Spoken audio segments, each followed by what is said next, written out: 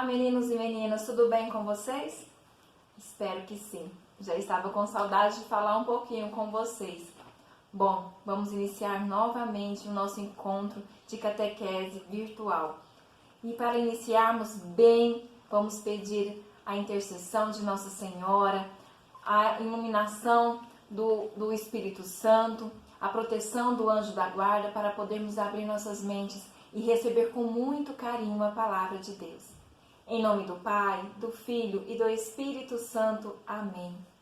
Vinde, Espírito Santo, enchei os corações dos vossos fiéis e acendei neles o fogo do vosso amor. Enviai o vosso Espírito e tudo será criado e renovareis a face da terra. Oremos, ó Deus, que instruístes os corações dos vossos fiéis com a luz do Espírito Santo. Fazei que apreciemos retamente todas as coisas, segundo o mesmo Espírito, e gozemos sempre da sua consolação. Amém. Ave Maria, cheia de graça, o Senhor é convosco. Bendita sois vós entre as mulheres, bendito é o fruto do vosso ventre, Jesus. Santa Maria, Mãe de Deus, rogai por nós, pecadores, agora e na hora de nossa morte. Amém. Santo anjo do Senhor, meu zeloso e guardador, se a ti me confiou a piedade divina, sempre me rege, me guarde, me governa, me ilumina. Amém. E um ótimo encontro a todos.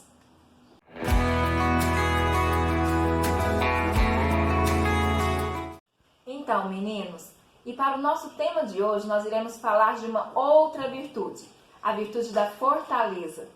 Mas essa virtude é de força, que eu tenho que ir lá e chegar e dar um murro em alguém?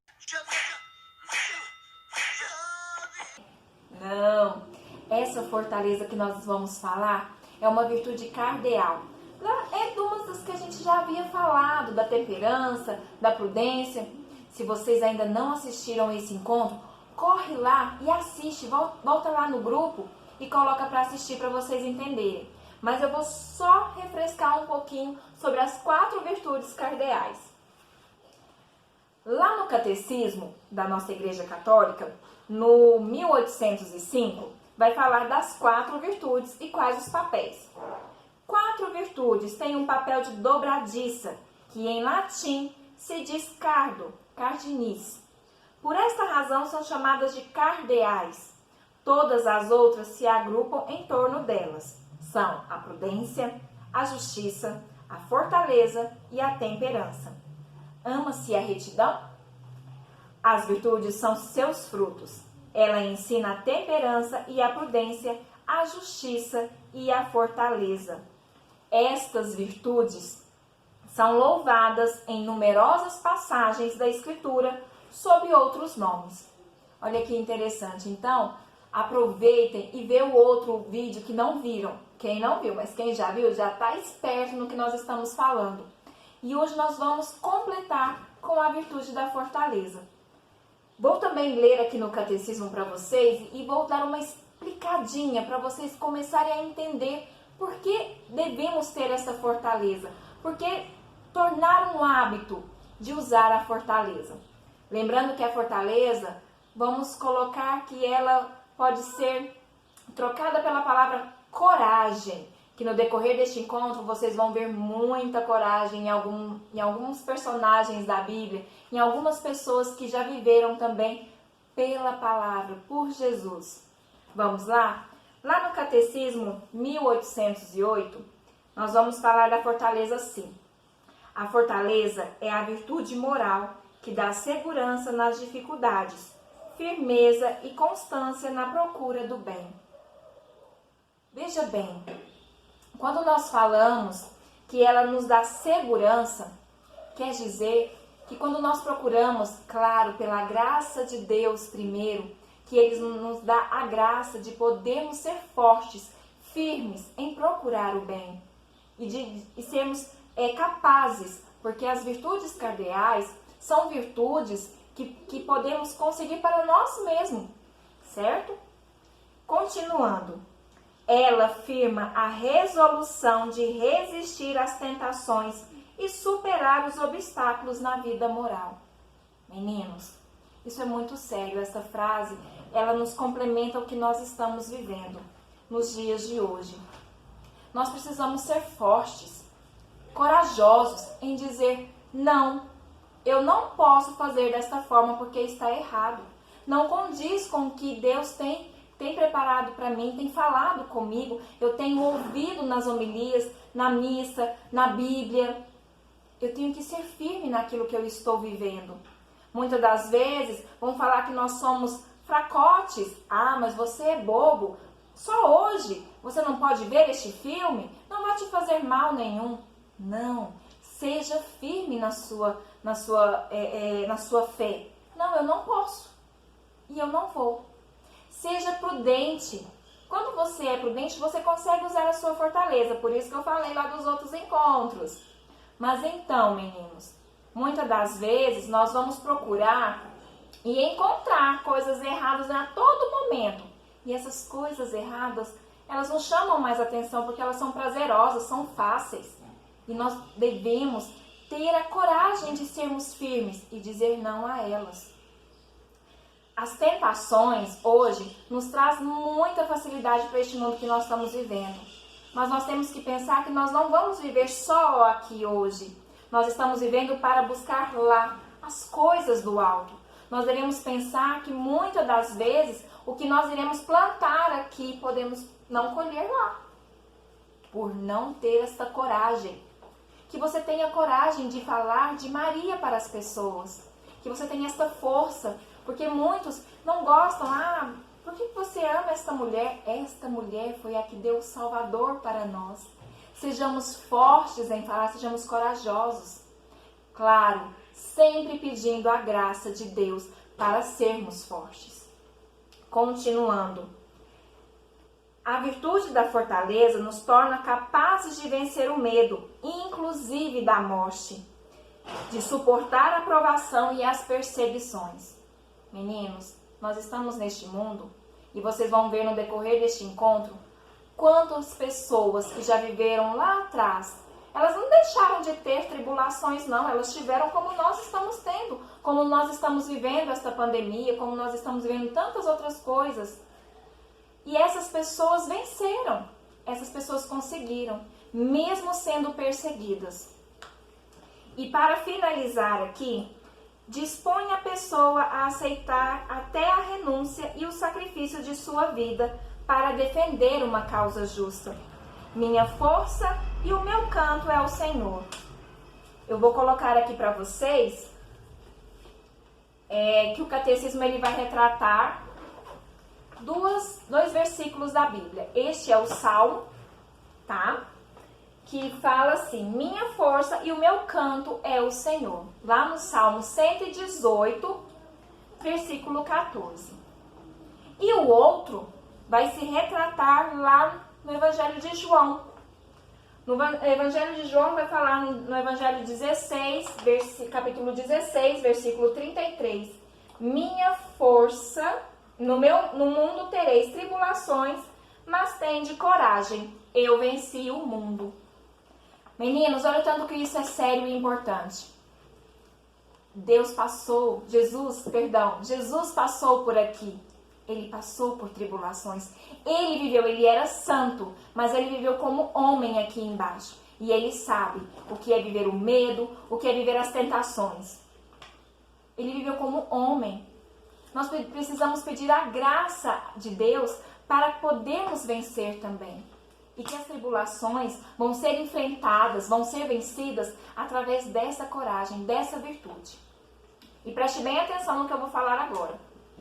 A virtude, para se tornar uma virtude, eu preciso fazer ela várias vezes para se tornar um hábito.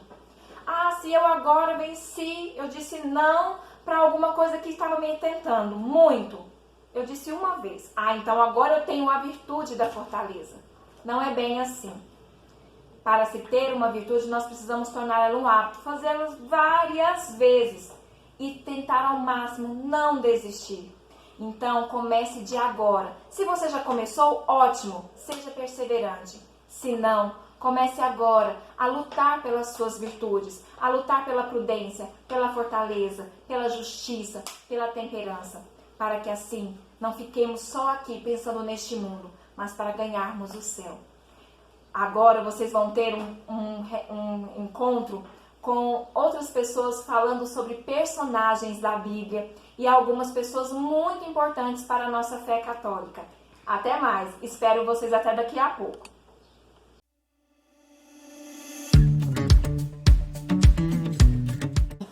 Josué foi o homem responsável por liderar o povo de Israel na conquista da Terra Prometida. Ele foi o sucessor de Moisés, um exemplo de coragem e fortaleza para aquele que acredita no poder de Deus. Que Josué nos inspire a colocarmos toda a nossa confiança no Deus do impossível. Ele era filho de Num, da tribo de Efraim. Apesar da história de Josué ser contada com mais destaque no livro do Antigo Testamento, que leva seu nome, Josué aparece na narrativa bíblica já no livro de Êxodo. O nome original de Josué, dado por sua família, era Oséias, que significa salvação. Quando mandado para explorar a terra de Canaã, Moisés troca seu nome para Josué. Josué é um jovem escolhido por Moisés como seu assistente pessoal. Quando Josué saiu do Egito, ele já tinha mais de 40 anos de idade. Josué serviu como auxiliar direto de Moisés quando ele recebeu a lei do Monte Sinai. Ele também acompanhou Moisés em todas as vezes que ele foi à tenda, onde encontrava e ouvia o Senhor. Certamente, esse foi um período de muito aprendizado para Josué. Ele entendeu como esperar no Senhor e aprendeu a ser um adorador fiel. Além disso, ele pode adquirir traços do comportamento de Moisés e adicionar ao seu próprio valor pessoal, como a paciência, mansidão e liderança. Josué também foi designado como representante da tribo de Efraim para ser um dos 12 exploradores que foram averiguar a terra de Canaã e seus habitantes. Após a missão de reconhecimento, apenas Josué e Caleb defenderam a ideia de que os israelitas deveriam prosseguir com a invasão de Canaã. Eles entenderam que a terra era muito boa. Josué foi oficialmente escolhido como sucessor de Moisés nas planícies próximas do Jordão. Quando Moisés entendeu que morreria antes de entrar em Canaã, ele preparou Josué para ser o novo líder do povo de Israel, segundo a ordem do Senhor. A liderança de Josué foi coordenada com o sacerdote de Eleazar. Publicamente, Moisés advertiu Josué a ser corajoso e forte, para que ele pudesse cumprir a missão de levar Israel à terra que Deus havia prometido. Mais tarde, já depois da morte de Moisés, Deus novamente repetiu a ordem dada, particularmente a Josué. Com isso, ele renovou suas promessas e o encorajou na véspera da invasão de Canaã. Após a morte de Moisés, Josué foi o responsável por liderar o povo de Israel na conquista da terra prometida por Deus.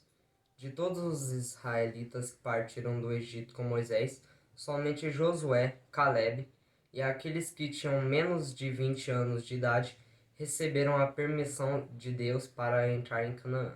No início de sua liderança, Josué precisou enfrentar dois grandes problemas. Primeiro, fazer com que o povo conseguisse passar pelo Rio Jordão. Depois ele também teve que enfrentar o exército cananeu que surgiu logo à sua frente. Josué demonstrou toda a sua confiança em Deus, obedecendo a cada uma das táticas que Deus lhe dava para ser vitorioso na terra de Canaã. Muitas dessas táticas, aos olhos humanos, eram completamente inusitadas. Foi assim, na tomada de Jericó, onde os sacerdotes e o povo foram ordenados a marcharem em volta da cidade. No 7º dia, quando os sacerdotes tocaram as trombetas e o povo gritou com grande brado, as muralhas de Jericó caíram. Quando chegou o tempo de Josué dissolver seu comando, ele reuniu todas as tribos de Israel. Em seu discurso de despedida, ele pediu que os filhos de Israel renovassem o compromisso de sua aliança com Deus. Ele também advertiu o povo a guardar os mandamentos do Senhor e a serem sempre fiéis. Exortando todo o povo, disse: Se vos desagrada servir ao Senhor, escolhei, pois, hoje a quem quereis servir: se aos deuses cujos vossos pais adoraram, além do rio, ou aos deuses dos amorreus, cuja terra habitais. Porque, quanto a mim, eu e minha casa serviremos ao Senhor. Uma curiosidade de Josué é que ele morreu aos 110 anos e foi sepultado em suas terras. Josué pôde ver o poder de Deus desde o Egito, passando pelo período no deserto, até chegar finalmente na terra prometida em Canaã. A história de Josué e o seu exemplo como homem temente a Deus e sua coragem certamente nos ensinam muitas lições. Esse foi nosso personagem bíblico de hoje. Espero que tenham gostado e se inspirado na coragem e determinação de Josué.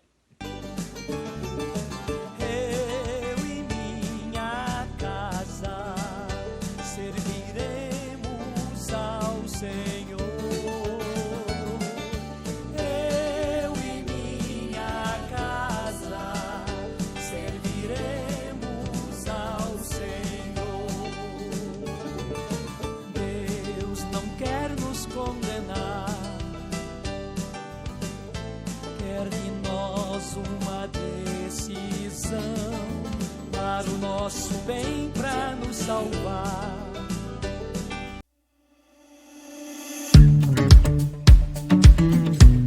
Boa tarde, queridos crismandos. Hoje vamos falar de uma grande santa, Santa Joana d'Arc, que tem muito a nos ensinar de grande fortaleza. Vamos assistir um excelente documentário da Canção Nova para nos ajudar e aprender um pouco mais sobre essa santa.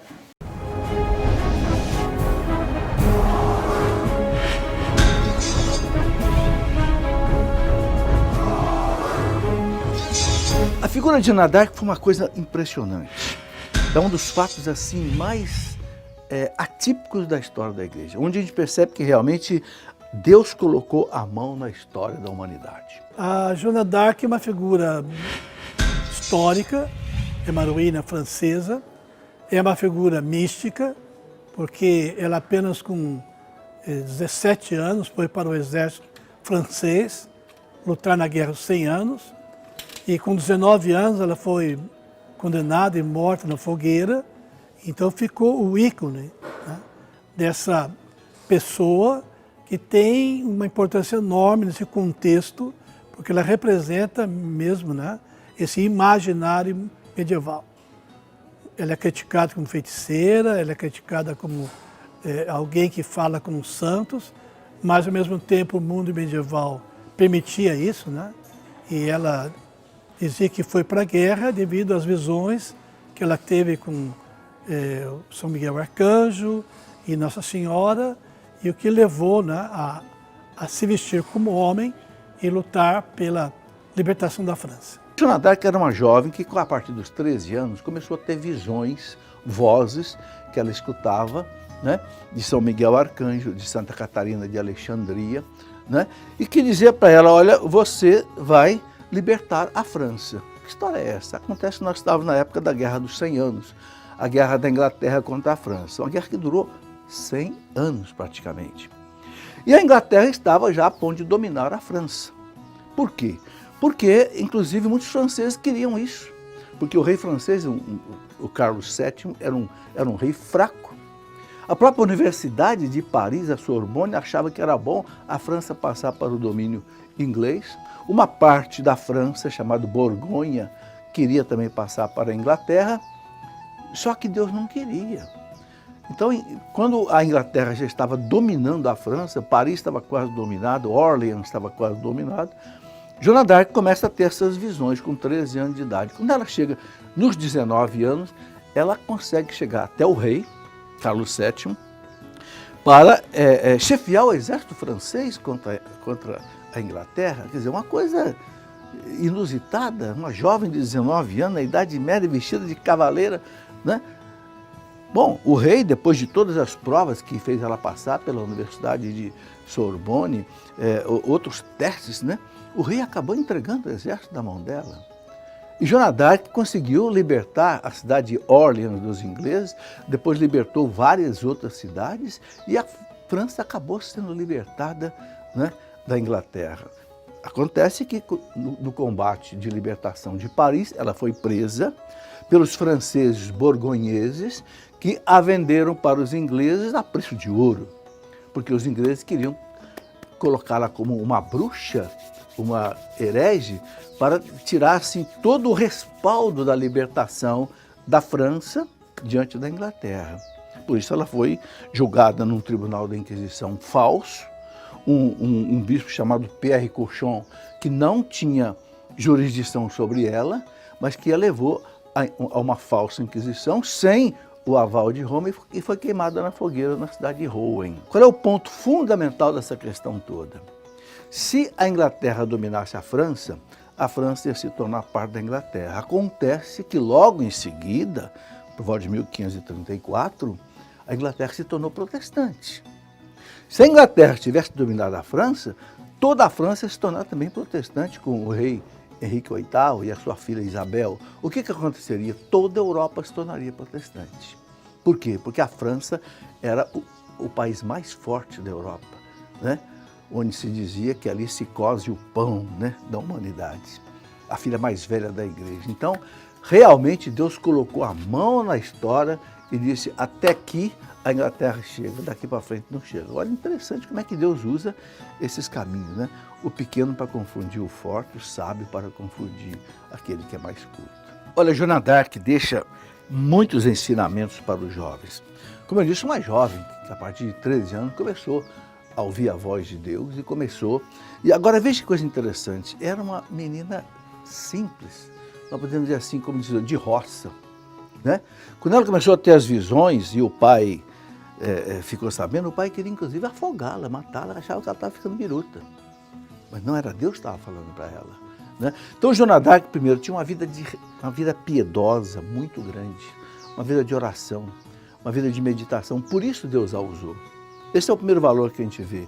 Uma jovem simples, família pobre, mas uma jovem de fé. O valor da fé, eu vejo o primeiro ponto fundamental em Joana d'Arc. Segundo, querer fazer a vontade de Deus. Uma coisa difícil. Você já pensou uma jovem de roça mandar ir ao rei e chefiar o exército francês? Uma coisa que só cabe nos planos de Deus. Então, mas a coragem dela e o desejo de fazer a vontade de Deus contra a própria família, contra tudo e contra todos. Ela andou 600 quilômetros a cavalo para ir da cidade dela até o rei. Quer dizer, então, esse desejo de fazer a vontade de Deus, é que para cada um de nós é de um jeito, eu vejo aí um outro valor, uma outra lição muito importante de que Joana d'Arc dá. E depois, quando ela foi presa, e ela ela foi condenada à morte injustamente, né? Ela enfrentou a morte também com uma coragem impressionante. Morreu segurando um crucifixo e falando o nome de Jesus até a morte.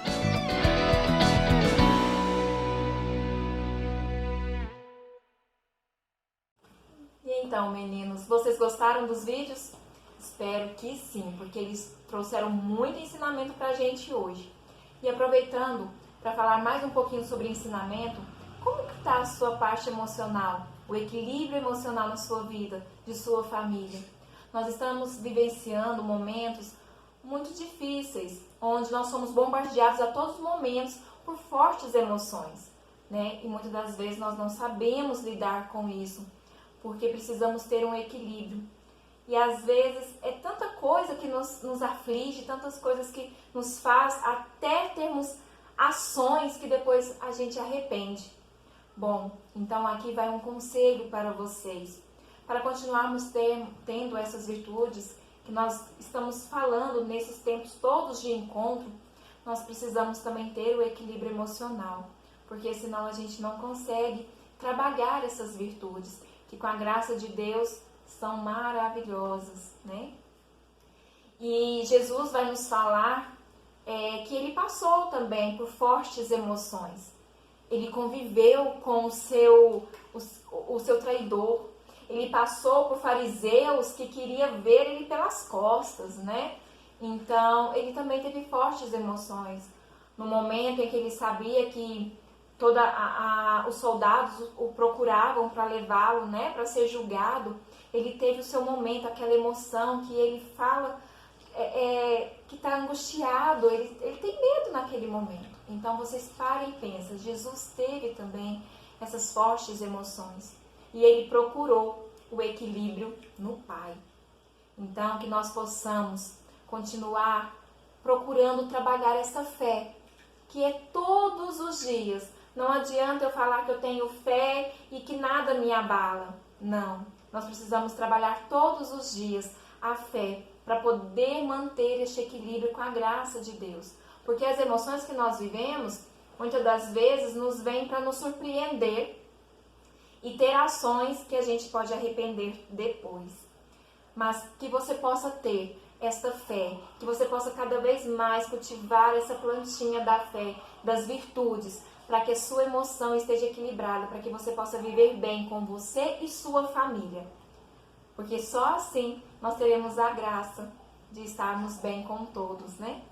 Bom, aqui eu finalizo este encontro, deixando um forte abraço para vocês. Foi muito bom estar com vocês. Espero que vocês tenham gostado e até mais. Tchau, tchau!